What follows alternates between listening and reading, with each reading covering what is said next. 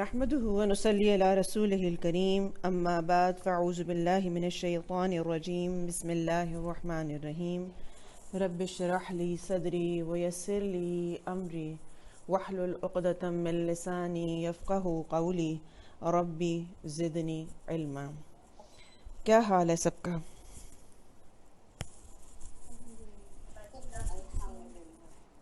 الحمدللہ، جس نے ہمیں اسلام کی نعمت کے ساتھ اسلام کی تعلیمات بھی عطا کی۔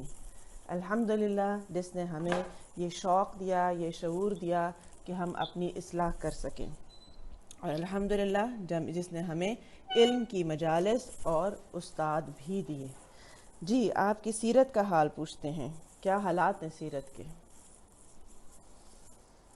آپ کو یاد ہے میں نے آپ کو شروع میں ایک بات کہی تھی شاید کہ ہم سیرت نبوی پڑھ رہے ہیں، اور اس کے اوپر صرف ایک کتاب نہیں، بے شمار کتابیں، بے شمار واقعات۔ اسی طرح آپ احادیث کی جتنی کتابیں دیکھتے ہیں، بخاری ہے، مسلم ہے، جتنی بھی ہیں، اس میں نبی صلی اللہ علیہ وسلم کی باتیں، ان کے معمولات، ان کی ڈے ٹو ڈے لائف اور بہت ساری چیزیں ریٹن میں موجود ہیں۔ ایک لمحے کی نہیں سوچیں، اگر ہماری سیرت لکھی جائے، ہم پہ کوئی کتاب لکھی جائے تو اس میں کیا لکھا جائے گا؟ اور آپ چاہیں گے کہ وہ پرنٹ بھی ہو جائے؟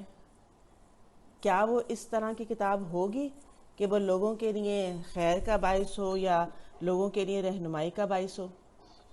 یا وہ ایسی کتاب ہوگی کہ ہم چاہیں گے کہ کوئی نہ پڑھے؟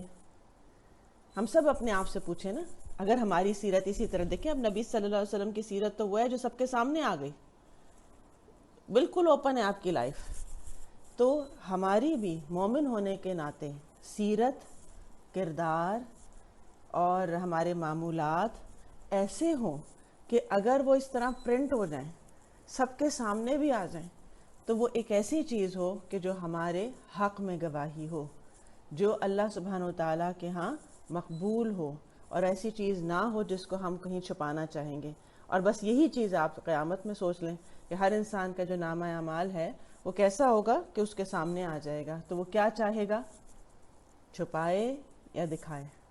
کیونکہ قرآن کی آیات آتی ہیں نا، جو جس کے دائیں ہاتھ میں دیا جائے گا نامہ اعمال، تو وہ کیا ہوگا؟ خوشی خوشی سب کو دکھاتا پھرے گا، یہ دیکھو یہ دیکھو، مجھے پہلے ہی پتا تھا کہ میرا حساب ہونا ہوگا، تو میں پہلے ہی تیاری کر کے رکھتا تھا، میں پہلے ہی بہت کانشیس لائف گزارتا تھا، میں پہلے ہی بچ بچ کے چلا کرتا تھا۔ تو اس لیے اپنی سیرت کو کانشیس ہو کے دیکھنا ہے کہ میرا آج کا دن، آج کا لمحہ کیسا گزرا، زبان سے کیا کیا، ہاتھ سے کیا کیا، وقت کے ساتھ کیا کیا، صلاحیت کے ساتھ کیا کیا، ہر چیز کو بڑے کانشیس ہو کے۔ جی، کوئی شیئر کرنا چاہے تو آپ کر سکتے ہیں، کوئی بات جو آپ کو سیرت کے حوالے سے اپنے آپ کو بہتر کرنے کا موقع ملا۔ دوسروں کو بھی نوٹ کیا کریں، ہو سکتا ہے آپ کے گھر میں کوئی ایسے افراد رہتے ہوں جن کے اخلاق واقعی پہلے سے بہت اچھے ہیں، یا خاندان میں ایسے لوگ ہیں جو خدمت گزار ہیں یا واقعی کسی کی بہت کیئر کرتے ہیں، تو ان سے بھی انسپریشن لیں۔ جی، کوئی شیئر کرنا چاہتا ہے؟ مثلا میرے سسرال میں میری جو ایک خالہ ساس ہیں، میں ان کی مثال دیتی ہوں، کیونکہ وہ ایسی خاتون ہیں کہ میں نے اتنے برسوں میں ان کو کبھی غیبت کرتے نہیں دیکھا۔ ان کی بہویں بھی ہیں، بیٹے بھی ہیں، سب ہیں، اور دونوں میاں بیوی کو نہیں دیکھا، اور ان کو ہر ایک کے ساتھ بہت اچھا دیکھا، ہر ایک کے ساتھ بہت اچھا دیکھا، اپنے گھر میں بھی اور باہر بھی۔ کتنی بڑی خوبی ہے کہ کوئی شخص باہر والا آپ پہ گواہی یہ دے سکے۔ ہر رشتے میں ان کو بہت اچھا دیکھا۔ جی، ہینڈ ریز ہوا تھا، کس نے ہینڈ ریز کیا؟ جی، رافعہ۔ کل بیٹھے ہوئے تھے تو میری نا بہن کے ساتھ تھوڑی سی لڑائی ہو گئی، بحث ہو گئی، تو پہلے تو میں اس کو جواب دینے لگی، لیکن پھر مجھے آپ طرح سے مجھے یاد آئی کہ دانش والوں نے ان کو کچھ دیے تھے، تو پھر بھی لیکن انہوں نے دعا ہی کی تھی ان کے لیے، تو میں نے پھر یہ دل میں اپنی بہن کے لیے دعا کر دی کہ اللہ پاک اس کو ہدایت دے دے اور مجھے بھی صبر دے دے، اور تو اس کے بعد میں کچھ ہو گیا وہاں سے۔ الحمدللہ، یہ ہوتا ہے، یہ ہے علم پر عمل کرنا، یہ ہے تربیت لینا علم کے ذریعے سے، کہ آپ کو بات یاد آ جائے اور پھر فوراً آپ ایکشن بھی کریں، ٹھیک ہے؟ اور اسی طرح اچھے لفظوں میں کسی کو دعا دینا، یہ بہت امپورٹنٹ ہے، کیونکہ وہ جو ایک حدیث ہے نا کہ بات کرو تو اچھی کرو ورنہ چپ رہو، خاموش رہو، یہ بہت بڑا نسخہ ہے. جیسے آپ نے دیکھا ہوگا کہ پہلے کے جو بزرگ ہوتے تھے وہ اگر ان کو کوئی وہ ایسی ویسی کوئی بات دیکھتے تھے نا بچوں میں یا ایسے کسی میں، تو جب انہوں نے ڈانٹنا ہوتا تھا یا کوئی اظہار کرنا ہوتا تھا غصے کا، تو وہ ایسے کہتے تھے کہ اللہ تمہیں نیکیاں دے، تم نے ایسے ایسے اور ایسے کیا. اب یہ جملہ کیا ہے؟ اصل میں تو ڈانٹ رہے ہیں، لیکن جملہ کیا ہے؟ اللہ تمہیں نیکیاں دے، اللہ تمہیں ہدایت دے. تو یہ ہے وہ بات کہ اگر آپ کسی کے ساتھ وہ اظہار بھی کریں تو نیگیٹو جملے نہ ہوں، کوئی ایسا الفاظ نہ ہو کہ بعد میں اگر کوئی سوچے تو وہ ہرٹ فیل کرے، بلکہ ایسی چیز ہو کہ اگر وہ قبول ہو گئی تو پھر آپ کے حق میں بھی وہ اجر لکھا جائے. چلیں جی آگے دیکھتے ہیں کہ نبی صلی اللہ علیہ وسلم کا جو اخلاق تھا، کیا آپ کی جو ابلاغ دین کی ٹیکنیکس تھیں وہ صرف اور صرف یہ تھا کہ آپ لوگوں کو سامنے بتاتے تھے جو آپ کو مل جاتا تھا، یا اور بھی کوئی ابلاغ دین کی ایسی ٹیکنیکس ہیں جن کو ہم اختیار کر سکتے ہیں؟ کیونکہ اب آپ ساتھ ساتھ ابلاغ دین بھی سیکھ رہے ہیں. ٹھیک ہے، اچھا جی. اس میں ہم دیکھتے ہیں کہ جب رسول اللہ صلی اللہ علیہ وسلم قریش سے معاہدہ کر کے اور ان کی طرف سے مطمئن ہو کر حدیبیہ سے واپس تشریف لائے تو بادشاہوں اور عمراء کے نام خطوط لکھ کر انہیں اسلام کی دعوت دی اور ان کی دوہری ذمہ داری ان کو یاد کروائی. گویا کہ ابلاغ دین کا ایک طریقہ ہے ریٹن فارم میں اچھی بات بتانا، خیر کی بات بتانا، اور اس شخص کو مخاطب کر کے بتانا. ایک تو وہ طریقہ ہے نا جو ہم نے سوشل میڈیا پہ ہم دیکھتے ہیں کہ کچھ لوگ ہیں ان کی ویب سائٹس بنی ہوئی ہیں، یہ بھی ایک ابلاغ دین کا طریقہ ہے جو اسلام سکھا رہے ہیں، اچھی بات بتا رہے ہیں. کچھ لوگ ہوتے ہیں وہ صرف پوسٹ کرتے رہتے ہیں ایسی باتیں حدیثوں کے نام پہ. اب ان کو خود بھی کنفرم نہیں ہوتا کہ یہ حدیث ہے بھی یا نہیں ہے، اور وہ بعض دفعہ صرف یہ سوچتے ہیں کہ اچھا چلو ایک کام ہے کر دو. نہیں، یہ ایک بڑا ذمہ داری کا کام ہے، کیونکہ اگر آپ کسی کو کوئی بات بتا رہے ہیں اور آپ اخلاص کے ساتھ بتا رہے ہیں تو آپ اس کو ریٹنگ میں کاؤنٹ نہ کریں. آپ صرف اپنا یوٹیوب چینل چلانے کے لیے نا ادھر ادھر کی چیزیں جمع کر کر کے ڈالتے جائیں، اور آپ کو یہ بھی نہیں پتا کہ آیت کسے کہتے ہیں، آپ کو یہ بھی نہیں پتا کہ جو بات لکھی جا رہی ہے وہ کسی کا اپنا پوائنٹ آف ویو ہے یا حدیث ہے واقعی ہے. یہ بہت خطرناک بات ہے، کیونکہ آپ جانتے ہیں نا کہ وہ جو ایک نبی صلی اللہ علیہ وسلم کی حدیث ہے جس کا مفہوم ہے کہ جس نے مجھ پر جھوٹ باندھا تو وہ اپنا ٹھکانہ کہاں بنا لے؟ جہنم میں بنا لے. لہٰذا یہ جو پیغام پہنچانے کی ذمہ داری ہے اس کو دیکھیں کہ کیسے کرنا چاہیے، اور پھر اخلاص کے ساتھ کریں، صرف شہرت پانے کے لیے نہیں، صرف اپنے چینل چلانے کے لیے نہیں. اب اس میں نبی صلی اللہ علیہ وسلم نے لوگوں کو براہ راست 1 to 1 خط لکھے، اور خط بھی کس کو لکھ رہے ہیں؟ بادشاہ کو لکھ رہے ہیں خط. لیکن پھر کیا سلیقہ ہے کسی ایسے شخص کو مخاطب کرنے کا جو بڑا بھی ہے، مقام میں بڑا ہے، اس کا ایک عہدہ ہے؟ کیونکہ اکثر لوگ سوال پوچھتے ہیں کہ اپنوں سے بڑے بزرگ ہوتے ہیں گھر میں، یا پیرنٹس ہوتے ہیں یا کوئی اور ہوتا ہے، تو ہم اسے جب کوئی بات کہنے لگتے ہیں تو پھر کیا الفاظ استعمال کریں کہ اس کا بے ادبی بھی نہ ہو لیکن ہم اسے حق بات بھی بتا سکیں. اب ہم دیکھتے ہیں کہ بادشاہ کو خط کیسے لکھا آپ نے. یہ ہے نجاشی شاہ حبشہ کے نام خط. اس کا نام اسحمہ بن ابجر تھا. رسول اللہ صلی اللہ علیہ وسلم نے اس کے نام خط لکھا. کیسے لکھا؟ یہ خط ہے محمد اللہ کے رسول کی طرف سے نجاشی اسحمہ شاہ حبشہ کی جانب. گویا کہ اوپر ٹائٹل دیا کہ ٹو اینڈ فرام، کس کو جا رہا ہے خط اور کس کی طرف سے جا رہا ہے. اب اس میں اس کا جو مقام تھا اسے بھی لکھا شاہ حبشہ، یعنی اس کو ایک طرح سے آپ کہتے ہیں میں تسلیم کرتا ہوں کہ آپ بادشاہ ہیں. تو ہر شخص کی جب آپ حیثیت کو تسلیم کر لیتے ہیں تو خود بخود آپ کو یہ سلیقہ آ جاتا ہے کہ اس سے بات کن لفظوں میں کرنی چاہیے. پھر اسی طرح آپ نے لکھا اس شخص پر سلام جو ہدایت کی پیروی کرے اور اللہ اور اس کے رسول پر ایمان لائے. اب سلام نہیں لکھا، کیوں؟ کیونکہ جو غیر مسلم ہے اس کو آپ سلام نہیں کرتے ہیں. ہاں اگر وہ سلام کر دے تو آپ کا جواب کیا ہوتا ہے؟ وعلیکم، یعنی جو تم نے کہا وہی تم پر ہے. آپ نے یہاں پر شرط کے ساتھ لکھا کہ سلامتی اس پر ہو جو ہدایت اختیار کر لے اور جو ایمان لائے. کتنا سلیقے کی بات لکھی. اس بات کی وہ شہادت دے کہ اللہ وحدہ لا شریک کے سوا کوئی عبادت کے لائق نہیں، اس نے نہ کسی کو اپنی بیوی بنایا نہ لڑکا، اور اس بات کی شہادت دے کہ محمد اس کا بندہ اور رسول ہے. میں تمہیں اسلام کی دعوت دیتا ہوں کیونکہ میں اللہ کا رسول ہوں، لہٰذا اسلام لاؤ تو سلامت رہو گے.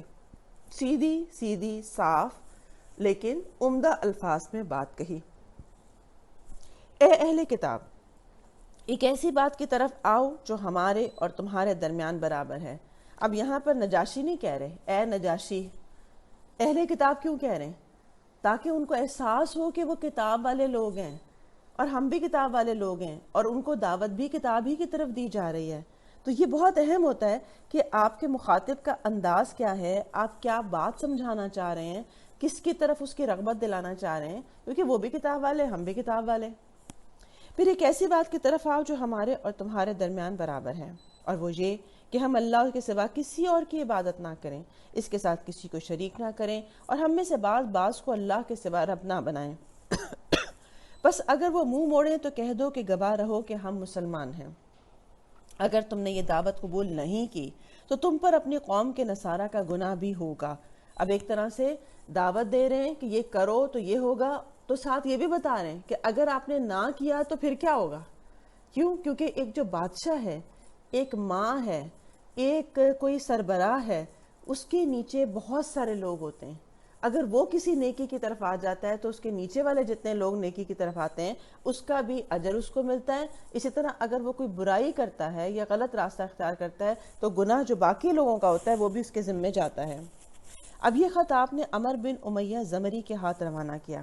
نجاشی نے جب اسے وصول کیا تو اپنی آنکھوں پر رکھا۔ اب آپ ذرا ریئیکشن دیکھیں، کیونکہ بعض آپ جب ایک ہی حق کی بات مختلف لوگوں کو بتاتے ہیں تو مختلف لوگوں کے ڈیفرنٹ ریئیکشنز بھی آپ دیکھتے ہیں۔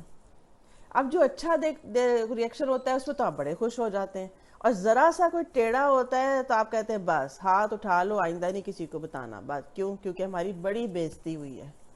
ایک تو ہماری عزت اور بے عزتی بڑی جلدی ہو جاتی ہے۔ کیوں؟ کیونکہ ہم نے یہ اپنے ذہنوں میں خود ہی بنایا ہوا ہوتا ہے کہ اگر یوں ہو تو اسے عزت کہتے ہیں، اور اگر یوں ہو جائے تو اسے بے عزتی کہتے ہیں۔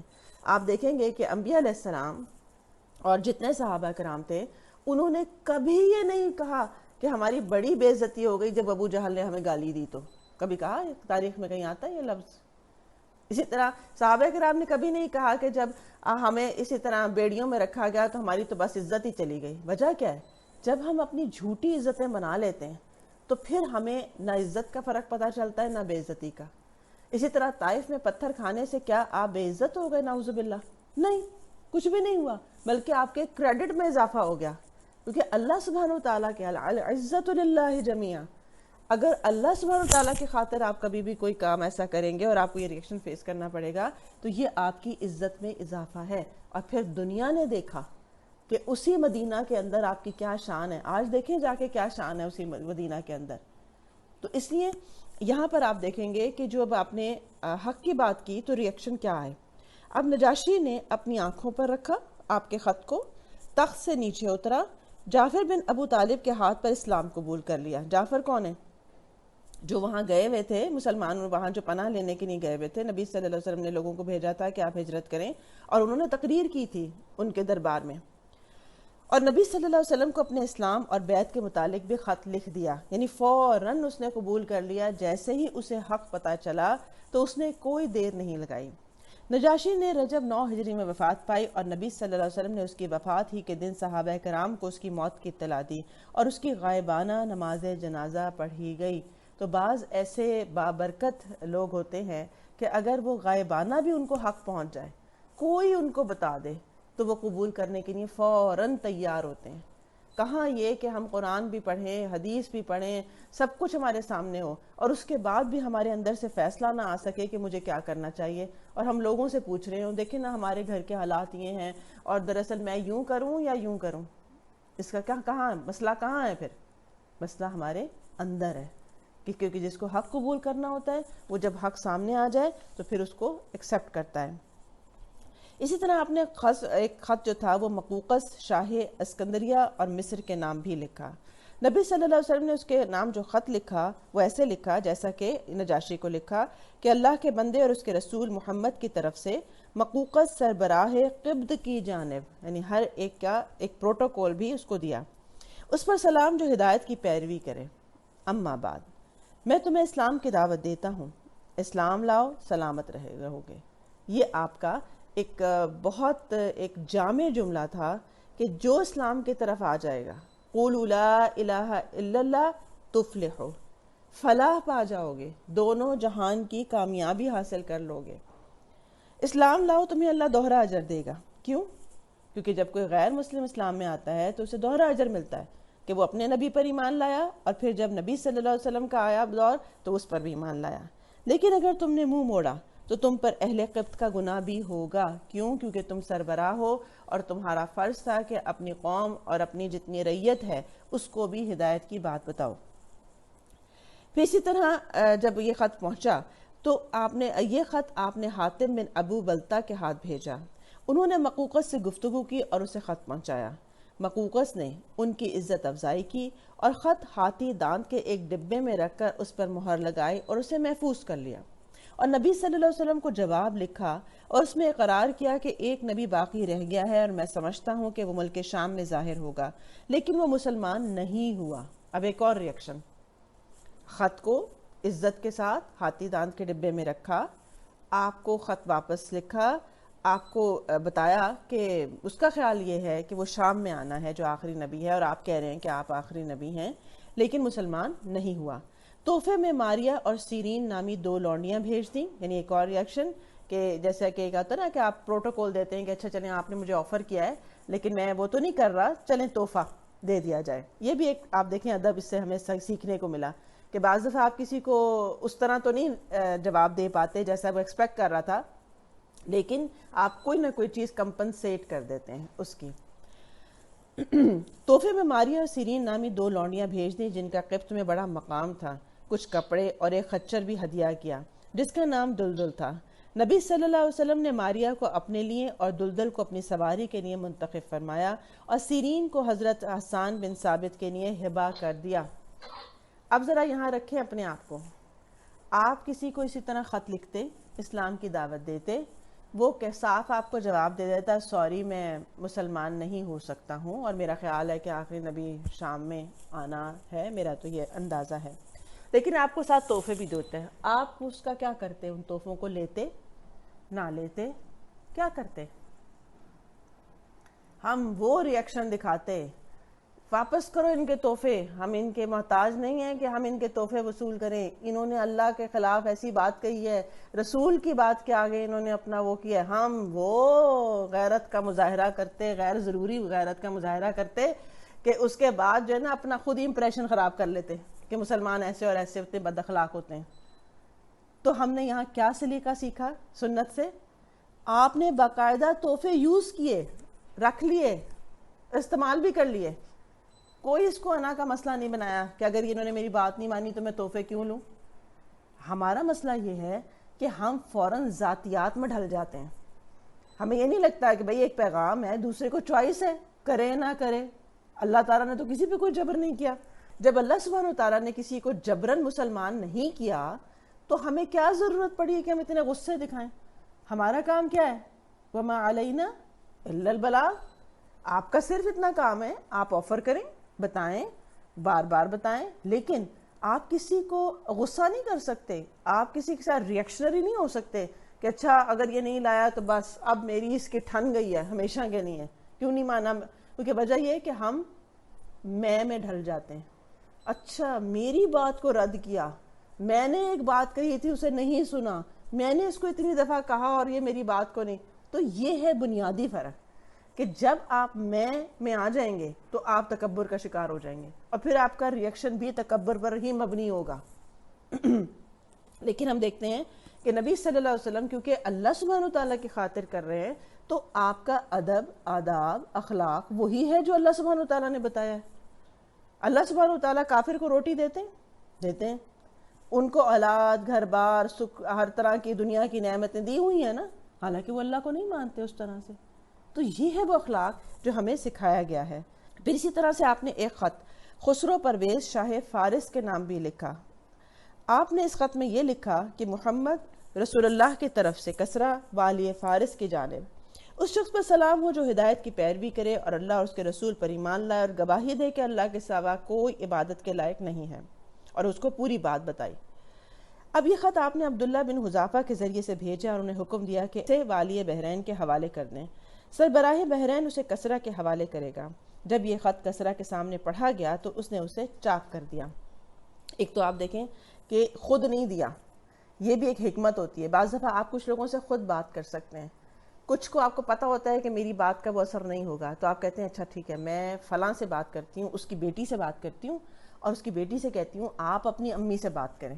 تو یہ بھی ایک حکمت بہت ضروری ہوتی ہے کہ انسان یہ دیکھے کہ اسے کہاں پیغام پہنچانا چاہیے جس کا اثر بہتر سے بہترین ہو. اچھا پھر ریئیکشن کیا ہوا کہ جب اسے خط ملا تو اس نے پھاڑ دیا اور کہا میری رعایا میں سے ایک حقیر غلام اپنا نام مجھ سے پہلے لکھتا ہے. تکبر دیکھیں آپ. رسول اللہ صلی اللہ علیہ وسلم کو اس کی خبر ہوئی تو آپ نے فرمایا اللہ اس کی بادشاہت کو پارا پارا کر دے. اور پھر وہی ہوا جو آپ نے فرمایا تھا، لہٰذا اس کے لشکر نے رومیوں سے بدترین شکست کھائی. پھر خسرو کے بیٹے شیرویہ نے اس کے خلاف بغاوت کی اور اسے قتل کر کے بادشاہت پر قبضہ کیا. پھر وہاں افتراق اور انتشار کا طویل سلسلہ پھیل گیا، حتیٰ کہ عمر بن خطاب کے زمانے میں اسلامی لشکر نے اس ملک پر قبضہ کر لیا اور یہ بادشاہت ہمیشہ کے لیے ختم ہو گئی. گویا کہ اسلام یا نبی صلی اللہ علیہ وسلم کے ساتھ جو کچھ کیا تو اپنا ہی نقصان کیا. جب ہم اللہ سبحانہ وتعالیٰ کی اطاعت نہیں کرتے ہیں، جب ہم اس کی بات کو اہمیت نہیں دیتے ہیں تو ہم اپنے لیے ہی وبال سمیٹ رہے ہوتے ہیں. اور جب ہم کسی بھی دین اسلام کی اطاعت کرتے ہیں یا ہم دین والوں کی اطاعت کرتے ہیں تو اصل میں ہم اپنے لیے دنیا اور آخرت کی بھلائی سمیٹنے کا ذریعہ بنتے ہیں. ہم دراصل اس کو اس کانسیپٹ سے دیکھتے نہیں ہیں. ہم یہ دیکھتے رہ جاتے ہیں اچھا میں اس کی بات مانوں، یہ تو اپنے ہی گھر کا بندہ ہے، اس سے کیا بات ماننی، اس کو کیا سننا، یا اگر کوئی اور بتا رہا ہے نہیں نہیں اس کی نہیں سننی. تو گویا ہم لوگوں میں گم ہو جاتے ہیں کہ ہم یہ نہیں دیکھتے وہ بتا کیا رہا ہے. مثلا جیسے آپ لوگوں کو بھی شاید بہت چیلنج یہ فیس کرنا پڑتا ہوگا اپنے ہی گھر کے اندر کہ آپ ہی کیونکہ پہلے یہاں رہتے تھے اور کسی اور انداز میں رہتے تھے، لوگوں کو آپ کا ماضی پتہ ہے، لوگوں کو آپ کی عادات پتہ ہے، سب کچھ پتہ ہے. اب آپ قرآن پڑھنے کے بعد جب بہتر ہوئے یا آپ نے اپنے آپ کو چینج کرنا شروع کیا، اب جب آپ بات کرتے ہیں تو وہ ویلیو نہیں ہے کیونکہ لوگ آپ کو ماضی کے آئینے میں دیکھتے رہتے ہیں. او ہو یہ کیا بتائے گی، یہ تو ایسی ہے، یہ تو ویسی ہے، یہ تو خود نہیں ایسی اتنی سمجھدار ہے، ہمیں بڑی کوئی سمجھداری کی بات بتائے گی. تو یہ ہو جاتا ہے چیلنج بعض دفعہ انسان کے سامنے. لیکن اس صورت میں آپ کو اللہ سے دعا کرنی چاہیے. کبھی یہ نہ سمجھیں کہ میں بتاؤں گی تو ساری دنیا بدل جائے گی اور بس میں نے پڑھ لیا ہے اب دیکھنا میں تو سارا خاندان بدل کے رکھ دوں گی، میں تو اپنے بچوں کو بھی یہ نہیں. ہم کچھ نہیں کر سکتے، اللہ کا اذن ہے. اور سوچیں یہ بات کہ اگر نبی صلی اللہ علیہ وسلم، اور ہر نبی کو آپ سوچیں جو اللہ کی طرف سے اپوائنٹڈ تھے، اللہ سبحانہ وتعالیٰ کا پیغام پہنچا رہے تھے، اللہ کی غیبی مدد تھی، فرشتوں کی مدد تھی، سب کچھ تھا. اور پھر اسی طرح اللہ سبحانہ وتعالیٰ خود اگر کوئی دنیا میں ان دو ہستیوں کو جھٹلا سکتا ہے، ان سے اختلاف کر سکتا ہے، تو پھر ہم کیا چیز ہیں؟ پوری دنیا تو اللہ کو ہی نہیں مانتی، ہمیں ماننا تو بڑی دور کی بات ہے. کتنے لوگ تھے، کیا ساری دنیا کو آپ اسلام سکھا پائے تھے؟ انبیاء علیہ السلام جس دور میں جو بھی تھا، سوچے ذرا. کچھ نہیں ہے ہمارے ہاتھ میں. یہ صرف اتنی بات ہے کہ ہمارے اندر اگر اخلاص ہو اور ہم اپنی سی کوشش جاری رکھیں تو ہم اپنا فرض نبھائیں گے. باقی اس کے اندر برکت دینا، باقی ہدایت دینا، یہ ہمارا کام نہیں ہے. اسی لیے جب بعض لوگ اس طرح کے کانسیپٹ میں آ جاتے ہیں نا کہ میں نے بتایا ہے کسی کو تو ان کو چاہیے کہ یہ مانیں، اور اگر نہیں مانیں گے تو بس گھر میں فساد شروع ہو جاتا ہے. کوئی میاں کے پیچھے، کوئی اولاد کے پیچھے ڈپریشن میں جانا شروع ہو جاتے ہیں کہ یہ نہیں سدھرتے، یہ نہیں مانتے، یوں نہیں ہوتا. تو بھئی ہمارا کام نہیں ہے. آپ کوئی بھی چیز بتانے کے بعد اور بتانے سے پہلے اللہ سے مدد لیں. سوچیں اگر موسیٰ علیہ السلام کو یہ کہا جا رہا ہے کہ آپ کہیں کہ رب اشرح لی صدری ویسر لی امری، تو پھر کیا ہمیں یہ ضرورت نہیں ہے کہ ہم بھی اپنی کمزوریوں کو سمجھیں اور اللہ تعالیٰ سے مدد لیں؟ اسی طرح ربی حبلی حکما و الحقنی بالصالحین، کس کی دعا؟ حضرت ابراہیم علیہ السلام کی دعا ہے. حکمت مانگ رہے ہیں، ان سے زیادہ بڑی حکمت کس کے پاس تھی؟ پھر بھی مانگ رہے ہیں، پھر بھی یہ کہہ رہے ہیں کہ مجھے نیکوں کے ساتھ کر دیں، کیونکہ نیکوں کے ساتھ انسان حکمت سیکھتا ہے. تو یہ ہے وہ چیز کہ جتنا آپ اللہ سبحانہ وتعالیٰ کے آگے عاجزی اختیار کریں گے اور اس سے مدد مانگ مانگ کے آپ چلیں گے تو انشاءاللہ اپنے لیے جمنا آسان ہے اور لوگوں کو بتانا بھی آسان ہوگا. غزوہ خیبر محرم 7 ہجری میں رسول اللہ صلی اللہ علیہ وسلم نے خیبر کا قصد فرمایا۔ اس موقع پر ان لوگوں نے بھی اجازت چاہی جو حدیبیہ میں پیچھے رہ گئے تھے۔ آپ نے اعلان فرمایا کہ میرے ساتھ وہی آدمی روانہ ہو جسے جہاد کی خواہش ہے، رہا مال غنیمت تو اس میں سے کچھ نہیں ملے گا۔ نتیجہ یہ ہوا کہ بیت رضوان والے 1400 افراد کے علاوہ کوئی نہیں نکل سکا، کیونکہ جتنے منافقین تھے یا جتنے صرف جو مال غنیمت کے شوق میں جانا چاہ رہے تھے وہ سب پیچھے ہو گئے۔ یہی ہے وہ بات کہ اللہ سبحانہ وتعالیٰ حالات اور واقعات کے ذریعے سے مومن اور منافق کی چھانٹی کر دیتا ہے۔ ایون ہمیں اپنا پتہ چل جاتا ہے، ہمیں اپنا آپ ہم پہ کھل جاتا ہے جب کوئی مشکل آتی ہے کہ ہم دین پر عمل کرنے والے ہیں یا ہم معاشرے کی سننے والے ہیں۔ آپ نے آخری رات خیبر کے قریب گزاری مگر یہود بے خبر رہے۔ پھر صبح فجر کی نماز اندھیرے میں پڑھی اور سوار ہو کر خیبر کی آبادی کا رخ کیا۔ ادھر یہود بے خبری میں اپنے پھاوڑے اور ٹوکریاں وغیرہ لے کر اپنی زمینوں پر نکلے تو اچانک لشکر دیکھ کر چیختے ہوئے بھاگے کہ واللہ محمد صلی اللہ علیہ وسلم لشکر سمیت آ گئے۔ نبی صلی اللہ علیہ وسلم نے فرمایا اللہ اکبر، خیبر فتح ہوا۔ جب ہم کسی قوم کے میدان میں اتر پڑتے ہیں تو ڈرائے ہوئے لوگوں کی صبح بہت بری ہوتی ہے۔ خیبر مدینے سے 171 کلومیٹر شمال میں ہے۔ اس وقت اس کی آبادی 3 حصوں میں بٹی ہوئی تھی، ایک نتاتا، دوسرے قتیبیہ اور تیسرا شق تھا۔ نتاتا میں رسول اللہ صلی اللہ علیہ وسلم نے نتاح کے قلعوں کے مشرق میں تیروں کی پہنچ سے دور پڑاؤ ڈالا اور حصن نائم کے محاصرے سے جنگ کا آغاز کیا۔ یہ بہت محفوظ اور بلند چڑھائی والا قلعہ تھا، اور آپ نے فرمایا کہ کل میں جھنڈا ایسے شخص کو دوں گا جو اللہ اور اس کے رسول سے محبت کرتا ہے اور جس سے اللہ اور اس کے رسول بھی محبت کرتے ہیں۔ یہ سن کر انصار اور مہاجرین سب نے اسی آرزو کے ساتھ رات گزاری کہ جھنڈا اسے مل جائے۔ صبح ہوئی تو آپ نے فرمایا علی کہاں ہیں؟ صحابہ نے کہا کہ ان کی تو آنکھ دکھ رہی ہے۔ آپ نے انہیں بلا بھیجا، وہ لائے گئے۔ آپ نے ان کی آنکھوں میں لعاب دہن لگایا اور دعا فرمائی اور وہ اس طرح شفایاب ہو گئے گویا انہیں کوئی تکلیف نہیں تھی۔ پھر انہیں جھنڈا دیا اور فرمایا جنگ سے پہلے انہیں اسلام کی دعوت دو۔ ہائی لائٹ، اصل مقصد اسلام میں کسی کو مارنا، قتل کرنا اور ہر غیر مسلم کو اپنا دشمن سمجھنا نہیں ہے، کیونکہ بعض دفعہ نعوذ باللہ شیطان یا کوئی بعض لوگ ایسے چیزیں شو کرتے ہیں کہ جی سارے غیر مسلم بہت برے ہوتے ہیں اور بس ان سے تو بچ کے رہو۔ نہیں، کوئی برا نہیں ہوتا۔ نبی صلی اللہ علیہ وسلم نے ہر ایک کے لیے خیر خواہی کی تھی۔ برا وہ ہے جو برائی کر رہا ہوتا ہے۔ تو لہٰذا آپ نے کیا کیا کہ جنگ سے پہلے بھی اسلام کی دعوت دی تاکہ کوئی ابھی بھی کوئی آ سکتا ہے تو ایسا نہ ہو کہ کوئی مارا جائے۔ ادھر یہود نے اپنی عورتیں اور بچے شق کے قلعے میں منتقل کر دیے اور اسی صبح طے کیا کہ کھلے میدان میں جنگ کریں گے۔ چنانچہ حضرت علی ان کے پاس پہنچے تو انہیں جنگ کے لیے بالکل تیار پایا۔ آپ نے انہیں اسلام کی دعوت دی، انہوں نے صاف انکار کر دیا اور مرحب نے اپنی تلوار لے کر ناز و تکبر سے اٹھلاتے ہوئے دعوت مبارزت دی۔ وہ کیا ہوتا ہے؟ یعنی کال دی کہ آ جائے میرے مقابلے کے لیے۔ پھر دونوں نے ایک دوسرے پر وار کیا۔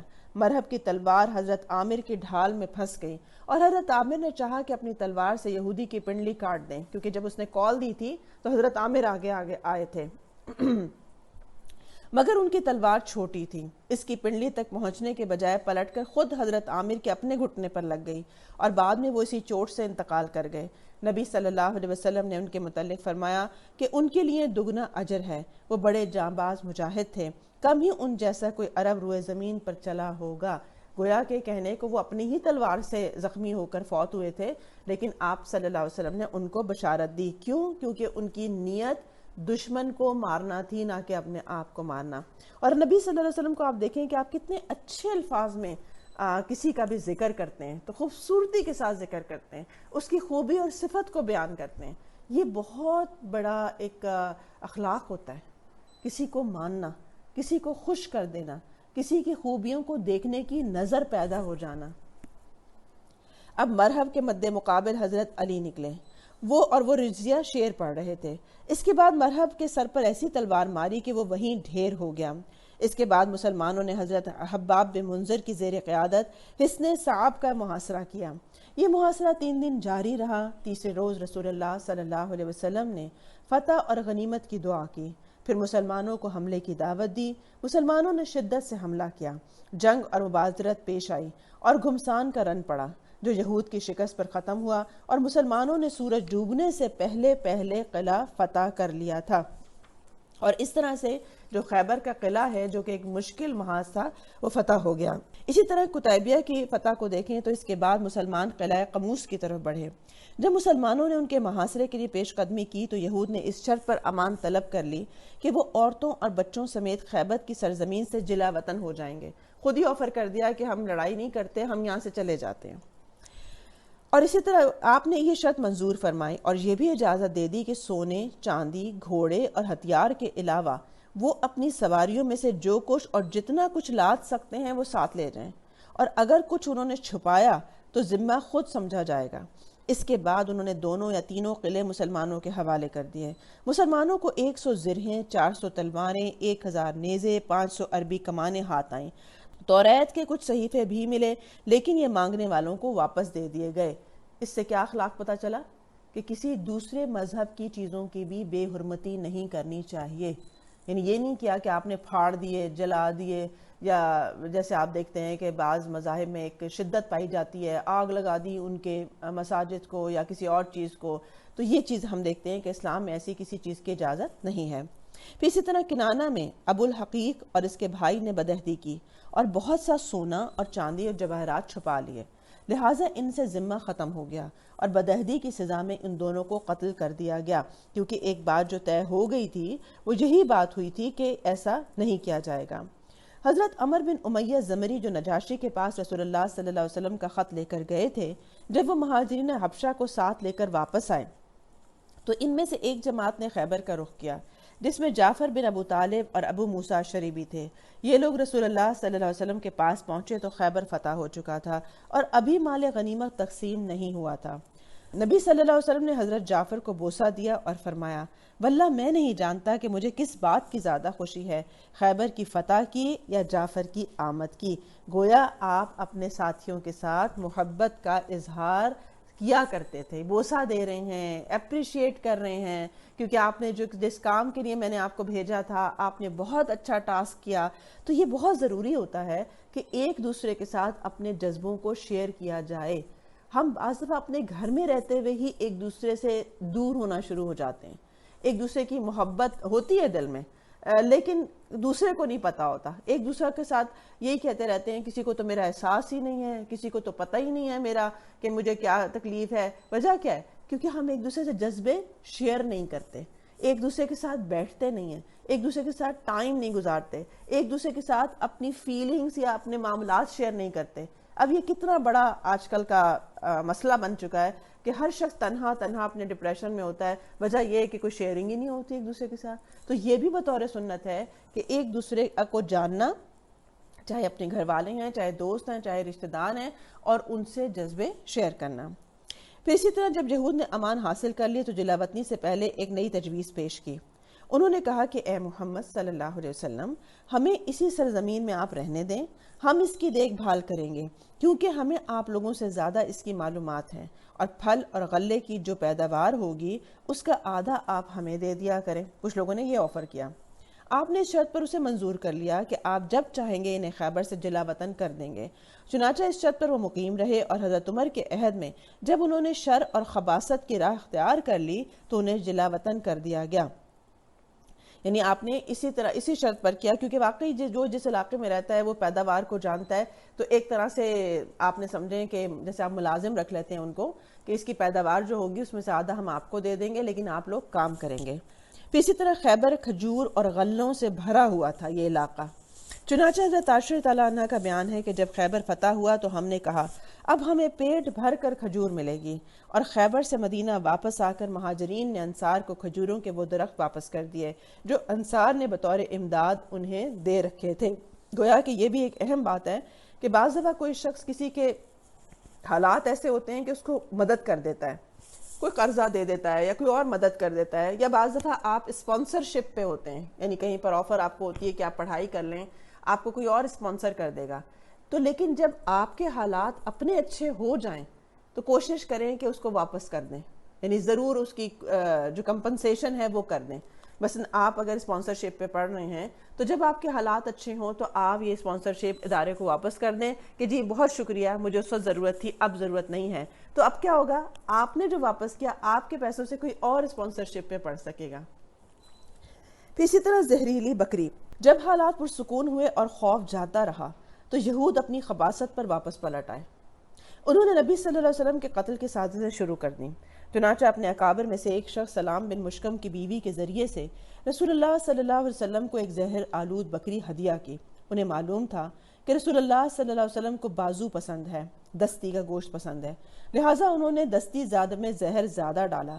رسول اللہ صلی اللہ علیہ وسلم نے اس بکری کا ایک لقمہ لے کر چبایا اور پھر اسے تھوک دیا اور فرمایا یہ زہر آلود بکری ہے۔ پھر آپ نے اس عورت اور یہود سے دریافت کیا تو انہوں نے اپنے جرم کا اقرار کر لیا اور کہا کہ ہم نے سوچا کہ اگر یہ بادشاہ ہے تو ہم اس سے راحت پا جائیں گے، اور اگر یہ نبی ہے تو اسے زہر کوئی نقصان نہیں پہنچائے گا۔ اس پر آپ نے یہود اور اس عورت کو معاف کر دیا، کیونکہ آپ نے ساری زندگی اپنی ذات کے لیے کبھی کسی سے کوئی بدلہ نہیں لیا۔ لیکن بعد میں بشر بن برا بن معرور، جو کہ اس وقت کھانے میں آپ کے ساتھ شامل تھے اور انہوں نے کھا لیا تھا اور اس کی وجہ سے ان کا انتقال ہو گیا تھا، تو آپ نے عورت کو قصاص میں قتل کروایا، اپنے لیے نہیں۔ جو ایک صحابی جو تھے وہ زہر کھانے سے جب فوت ہوئے تو اس عورت کو اس وجہ سے قتل کر دیا گیا کیونکہ انہوں نے ان کے قتل کا باعث وہ عورت بنی تھی۔ اسی طرح ہم دیکھتے ہیں کہ عمرہ قضا، ذی قعدہ 7 ہجری میں رسول اللہ صلی اللہ علیہ وسلم وہ عمرہ ادا کرنے کے لیے روانہ ہوئے جس پر حدیبیہ کی صلح میں اتفاق ہوا تھا، یعنی جس میں انہوں نے کہا تھا کہ مسلمان اب چلے جائیں گے اور اگلے سال عمرہ کرنے آئیں گے۔ لہٰذا مدینہ کا انتظام حضرت ابو رحم غفاری کو سونپا گیا۔ قربانی کے 60 اونٹ ساتھ لیے اور ان پر ناجیہ بن جندم اسلمی کو مقرر فرمایا۔ 100 گھوڑے بھی ہمراہ تھے جن کی نگرانی پر محمد بن مسلمہ کو مقرر کیا۔ پھر ذوالحلیفہ پہنچ کر احرام باندھا اور لبیک کہا۔ ذوالحلیفہ کیا ہے؟ میقات ہے۔ میقات وہ جگہ ہوتی ہے کہ جہاں جس کو آپ کراس نہیں کر سکتے جب تک کہ آپ نے احرام نہ باندھا ہو، چاہے ہر علاقے کا اپنا ایک میقات ہوتا ہے، دنیا میں آپ جہاں سے بھی آ رہے ہوتے ہیں۔ لہٰذا ذوالحلیفہ پہنچ کر احرام باندھا اور لبیک کہا۔ صحابہ کرام نے بھی آپ کے ساتھ لبیک کہا، پھر اپنا سفر جاری رکھا۔ اب جب وادی یاجج پہنچے تو سارے ہتھیار رکھ دیے گئے اور ان کی حفاظت کے لیے حضرت اوس بن خولہ انصاری کی ماتحتی میں 200 آدمی وہیں چھوڑ دیے گئے۔ صرف سوار کا ہتھیار یعنی میان میں رکھی ہوئی تلوار لے کر قدا کے راستے سے جو ہجوم پر نکلتا ہے مکے میں داخل ہوئے۔ یہاں بہت اہم بات آپ دیکھیں کہ پوری ٹیم ساتھ جا رہی ہے، ہر شخص کی ڈیوٹی اسے بتا دی گئی ہے، آپ اس کے ذمہ دار ہیں، آپ گھوڑوں کو دیکھیں گے، آپ اونٹوں کو دیکھیں گے، آپ ہتھیاروں کو دیکھیں گے، ہر شخص کو ذمہ دار بنایا جا رہا ہے۔ تو یہ بہت اہم بات ہے کہ جب بھی آپ کوئی کام اجتماعی طور پہ کرنے لگیں تو ہر شخص کو انگیج کریں، اور جب آپ انگیج کریں تو اسے اس کی ڈیوٹی سمجھائیں، بتائیں، اور ہر شخص کی ذمہ داری ہے کہ وہ اسے پورے طور پر ادا کرے۔ اب اپنے آپ کو یہاں رکھیں، بڑے عرصے کے بعد آپ کی تمنا پوری ہو رہی ہے کہ آپ عمرے پہ جا رہے ہیں، آپ سے کہا جائے آپ یہاں رک جائیں، یعنی مکہ سے پہلے ہی آپ یہاں رک جائیں، آپ کا کام ہے ہتھیاروں پہ ڈیوٹی دینا، ہم ذرا عمرہ کر کے آتے ہیں باقی لوگ۔ آپ کا ریئیکشن کیا ہوگا؟ پوچھیں اپنے آپ سے، آپ کا ریئیکشن کیا ہوگا؟ ہم ہوں گے تو ہم کہیں گے لو ہم عمرہ کرنے آئے ہیں یا یہاں پر ہم ہتھیاروں کی ڈیوٹی دینے آئے ہیں؟ ہم تو بھائی جائیں گے کیونکہ سب سے بڑا ثواب عمرے کا ہی ہے۔ ہمارے یہ کانسیپٹ کلیئر نہیں ہوتے کہ جب آپ اللہ کے راستے میں ہوتے ہیں تو آپ کا ہر سٹیپ، ہر نیکی عبادت ہی ہوتا ہے۔ جب آپ سے کہا جائے کہ آپ رک جائیں تو بھی عبادت ہے، جب سے کہا جائے چلیں اس وقت تب بھی عبادت ہے۔ تو اس لیے ہم یہاں دیکھتے ہیں کہ جنہوں نے یعنی پہرہ داری بھی کی، ہتھیاروں کی، اور بعد میں انہوں نے عمرہ کر لیا تو انہوں نے ڈبل نیکی کمائی، اور جو سیدھا عمرہ کر گئے ان کی تو سنگل نیکی ہوئی۔ تو ہمیں یہ نہیں سمجھ میں آتا کہ جب ہمیں 1 سے 2 ڈیوٹیاں مل جاتی ہیں تو ہم پریشان ہو جاتے ہیں، اور ہمارے ذہن میں آتا ہے کہ نہیں بس عمرہ ہی سب سے بڑی نیکی ہے، اس کے علاوہ بس کچھ نہیں کرنا، بس سیدھا کوئی اور نہیں۔ تو بعض دفعہ کوئی شخص ایسا ہوتا ہے جس کو اپنی بیمار ماں کی تیمارداری بھی کرنی پڑتی ہے، اپنی پڑھائی بھی کرنی پڑتی ہے، گھر کے کام بھی کرنے پڑتے ہیں، اپنے بہن بھائیوں کو بھی دیکھنا پڑتا ہے، پھر بعض دفعہ کوئی میرڈ ہوتا ہے تو اسے بچے، شوہر، گھر، سسرال کے ساتھ بھی نیکی کرنی پڑتی ہے۔ تو ہم پریشان ہو جاتے ہیں اور ہم کہتے ہیں اس سے بہتر ہے نیکی چھوڑ دو کیونکہ ہمارے اوپر بڑا لوڈ آ رہا ہے۔ تو یہ بات نہیں ہے، یہ سوچیں کہ اللہ نے اگر آپ کو چنا ہے تو پھر آپ اپنے اندر کیپیسٹی بڑھا دیں، نہیں میں یہ بھی کروں گی انشاءاللہ، یہ بھی کر لوں گی، بس اللہ میری مدد کرے، اللہ مجھے ہر نیکی میں حصہ دے دے، بس یہ دعا کیا کریں، پھر آپ دیکھیں کہ آپ کیسے 1 سے 4 نیکیاں کمانے کے قابل ہوتے ہیں۔ اس وقت آپ اپنی اونٹنی قصوہ پر سوار تھے اور صحابہ کرام تلواریں حمائل کیے آپ کو گھیرے میں لیے ہوئے تھے جب آپ مکہ میں داخل ہو رہے ہیں عمرے کے لیے۔ آپ بھی لبیک پکار رہے تھے اور وہ بھی لبیک کہہ رہے تھے۔ اس طرح مسجد حرام میں داخل ہوئے، چھڑی سے حجر اسود کو چھوا، پھر سواری ہی پر طواف کیا، گویا کہ سواری پر یا ویل چیئر پر یا کسی ایسی چیز پر سوار ہو کر بھی طواف کیا جا سکتا ہے۔ مسلمانوں نے بھی طواف کیا اور وہ قوت اور جوانمردی کی شان کے مطابق اپنے داہنے کندھے کھولے خانہ کعبہ کے گرد دوڑ رہے تھے اور عبداللہ بن رواحہ نبی صلی اللہ علیہ وسلم کے آگے آگے تلوار حمائل کیے ہوئے تھا۔ مشرکین کعبہ کے شمال میں پہاڑ پر بیٹھے تھے۔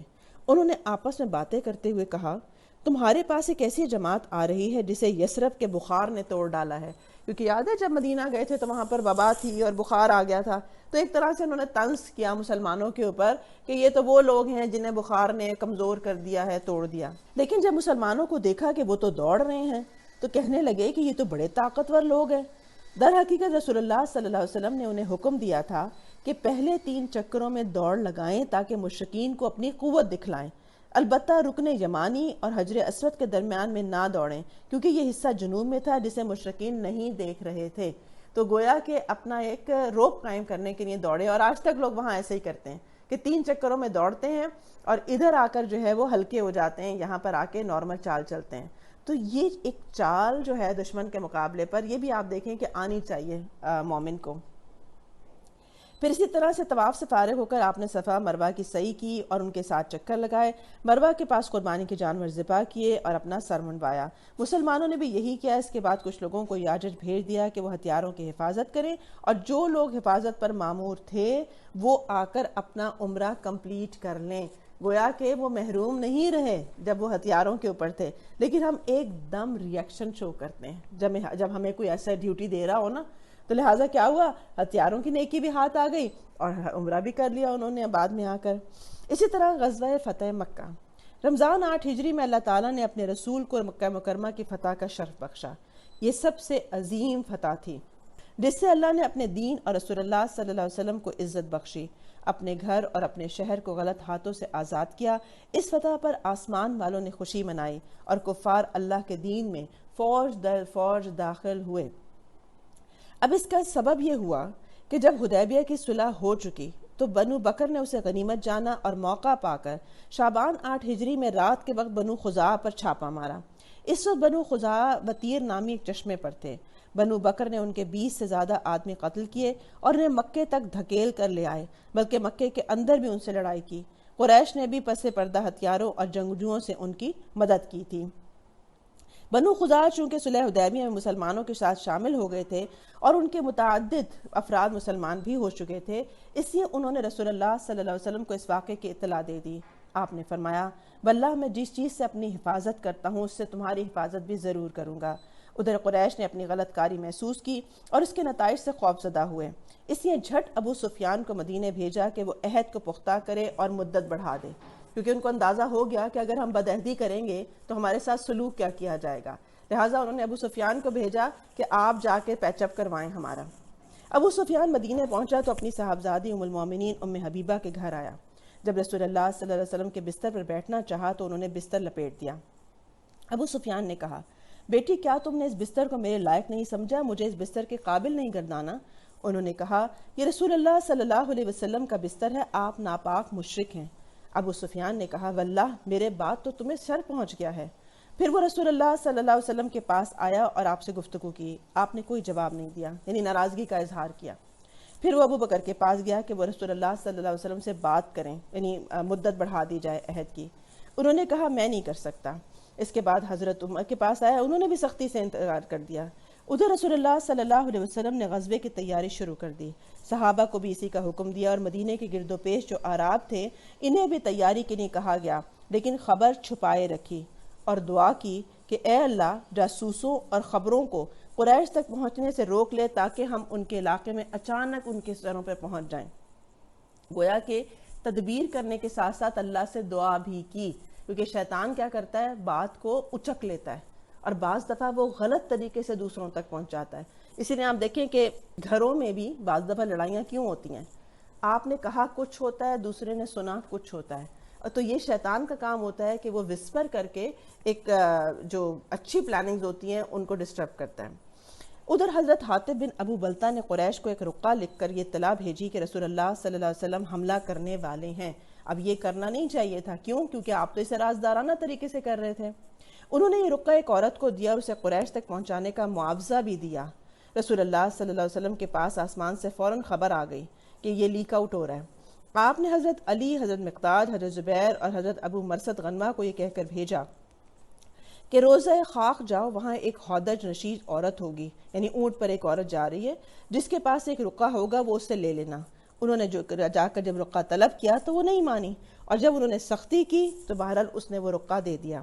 آپ نے جب یہ پوچھا کہ حاطب تم نے ایسا کیوں کیا، تو انہوں نے کہا کہ مکہ میں میرے اہل و عیال اور بال بچے رہتے ہیں، اور قریش سے میری کوئی قرابت داری نہیں، اس کی وجہ سے وہ میرے بال بچوں کی حفاظت کریں گے، تو میں نے چاہا کہ ان کے پر کوئی ایسا احسان کر دوں کہ اگر کبھی یہ جنگ چھڑ جائے تو کم از کم میرے بال بچوں کو جو ہے پروٹیکشن قریش دے دیں، ورنہ میں نے یہ کام اسلام سے مرتد ہونے کے لیے نہیں کیا، نہ میں کفر پر راضی ہونے کے سبب کیا ہے۔ حضرت عمر نے کہا اللہ کے رسول مجھے چھوڑیے کہ میں اس کی گردن مار دوں، کیونکہ اس نے اللہ اور اس کے رسول کی خیانت کی ہے، یہ منافق ہو گیا ہے۔ رسول اللہ صلی اللہ علیہ وسلم نے فرمایا یہ جنگ بدر میں حاضر ہو چکا ہے، اور تمہیں کیا پتا، ہو سکتا ہے اللہ نے اہل بدر پر جھانک کر کہا ہو کہ تم لوگ جو چاہو کرو، میں نے تمہیں بخش دیا ہے۔ یہ سن کر حضرت عمر رضی اللہ عنہ کی آنکھیں نمناک ہو گئیں اور کہا کہ اللہ اور اس کے رسول ہی بہتر جانتے ہیں۔ سبحان اللہ، سبحان اللہ، کیا اخلاق ہے کہ آپ دیکھیں کہ اپنے ساتھی، اتنی بڑی بات ہے نا کہ آپ مکہ میں ایک مشن پہ جا رہے ہیں اور آپ رازدارانہ طریقے سے کر رہے ہیں، اور ایک آپ کے اپنے ساتھی سے غلطی ہو گئی ہے اور آپ سے وہ معذرت کر رہا ہے، اپنی ایکسپلینیشن دے رہا ہے کہ میرا مقصد یہ نہیں یہ تھا، اور آپ صلی اللہ علیہ وسلم کتنے خوبصورت لفظوں میں اس کو پروٹیکٹ کر رہے ہیں۔ یہ ہے وہ اعتماد جس کی وجہ سے لوگ سال ہا سال زندگی بھر آپ کا ساتھ رہنا چاہتے ہیں جب آپ دین کے کام پر ہوتے ہیں، جب آپ درگزر سے کام لیتے ہیں۔ تو یہ یاد رکھیے کہ کوئی کتنا ہی نیک سے نیک کیوں نہ ہو جائے، اس سے غلطی ہو سکتی ہے، وہ بھی انسان ہوتا ہے، لہٰذا اپنے ساتھیوں کو درگزر کرنا، اور جو مخلص ساتھی ہیں اس میں ان کے ساتھ اچھا رہنا، یہ بہت بڑا آرٹ ہوتا ہے۔ اسی لیے آپ دیکھیں کہ خاندان میں کچھ لوگ ہوتے ہیں دوسروں سے بہت اچھا ملتے جلتے رہتے ہیں، ہر کوئی اس سے خوش رہتے ہیں، اور کچھ لوگ ہوتے ہیں وہ ہمیشہ فساد ہی کیے رکھتے ہیں۔ کیوں؟ کیونکہ ان کا اخلاق اور کردار ایسا نہیں ہوتا کہ وہ باتوں کو چھوڑ سکیں، معاف کر سکیں، درگزر کر سکیں، صدیوں باتیں یاد رکھتے ہیں، تانے دیے رکھتے ہیں، ہمیشہ ان سے ملتے ہیں تو ایک خاص امپریشن کے ساتھ ملتے ہیں، کبھی گھلتے ملتے نہیں ہیں۔ تو یہ بھی یاد رکھیں کہ یہ بھی سیرت نبی کے خلاف ہے، کیونکہ آپ نے اتنی بڑی بڑی باتیں جو تھیں اپنے ساتھیوں کی جو تھیں وہ معاف کر دیں، اور صرف معاف نہیں کی، کتنے خوبصورت لفظوں میں اپنے ساتھی کو پروٹیکٹ کر رہے ہیں جب کسی نے ان کے خلاف بات کرنا چاہی تو اللہ تعالی ہمیں بھی یہ اخلاق عطا فرمائے، کیونکہ یہ بہت بڑی نعمت ہے۔ پھر ہم دیکھتے ہیں کہ آگے کس طرح سے آپ نے جو معاملات تھے، یہ جو فتح مکہ کا پورا دور تھا، یہ کس طرح سے ہوا۔ مکہ میں جانے کے بعد آپ نے وہاں کے لوگوں کے ساتھ کیا سلوک کیا، اور وہاں پر کیا ایسا ماحول بنا کہ آپ پھر کس طرح اس مکہ میں رہے، یہ ہم دیکھیں گے نیکسٹ کلاس میں۔ اللہ سبحانہ وتعالی ہمیں اللہ اور اس کے رسول کی اطاعت نصیب فرمائے، اتباع رسول عطا فرمائے، اپنی محبت عطا فرمائے، اور ہمارے گناہوں سے درگزر فرمائے۔ وآخر دعوانا ان الحمد للہ رب العالمین۔ سبحانک اللہم وبحمدک، اشہد ان لا الہ الا انت، استغفرک واتوب الیک۔ بارک اللہ فیکم۔ السلام علیکم ورحمۃ اللہ وبرکاتہ۔